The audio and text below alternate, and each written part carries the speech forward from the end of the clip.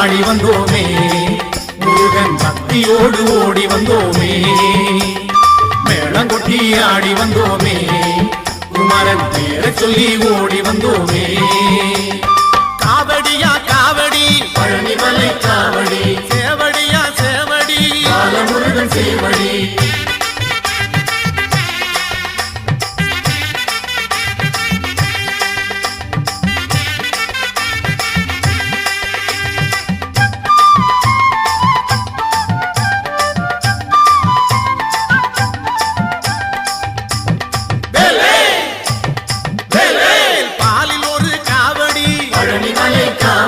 మెట్లు, స్లైడింగ్, ఏనుగు మార్గం కాకుండా భక్తులు కొండపైకి రవాణా చేయడానికి ఉపయోగించే వించ్ రోప్ కార్ సర్వీస్ ఉంది.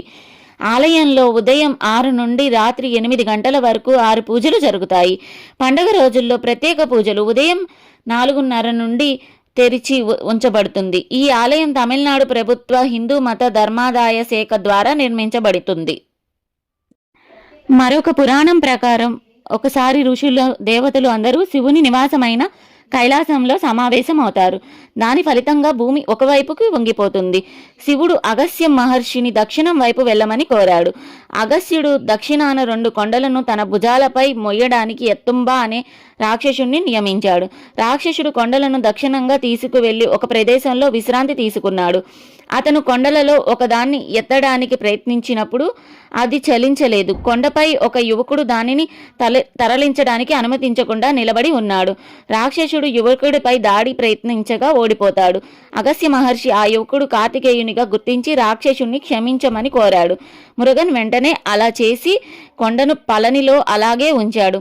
భగవంతుడిని ప్రసన్నం చేసుకున్నందుకు భక్తిగా 2 భుజాలపై పాలు పెట్టుకోవడం ఆధునిక కాలంలో అనుసరిస్తున్న ఆచారం. రాక్షసుడు ఇంకొక కొండ స్వామి మలైకి తీసుకెళ్లాడు. ఇది మురుగన్ 6 నివాసాలలో మరొకటి.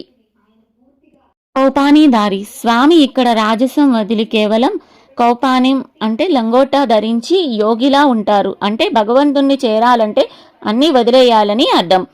6 పరైవీడు మురుగన్ 6 ముఖ్యమైన నివాసాలలో ఇది 3వది. కావడి ఉత్సవం. కావడి మోసే సాంప్రదాయం ఇక్కడే మొదలైందని చెప్తారు. తమిళనాడులోని దిండిగల్ జిల్లాలో ఉన్న ఈ క్షేత్రం ఆధ్యాత్మికంగా, ఆరోగ్యపరంగా ఎంతో విశిష్టమైనది.